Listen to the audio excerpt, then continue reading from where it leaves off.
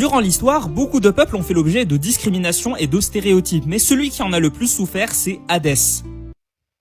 Je vais reformuler. Durant l'histoire, on s'est fait une image très négative de Hadès. C'est tout le temps Hadès le méchant dans les films dès que ça parle de mythologie grecque. Hercule, c'est le méchant. Le choc des titans, c'est le méchant. Blood of Zeus, c'est le méchant. Même dans les livres comme Percy Jackson, où Hadès n'est pas un méchant, dès qu'on l'adapte en film, on trouve le moyen de faire de lui un méchant. Alors que dans la mythologie grecque, il n'y a rien qui indique qu'il ait été diabolique, c'est même l'inverse total. Hadès n'est pas un seigneur des enfers démoniaques, c'est le roi du royaume des défunts.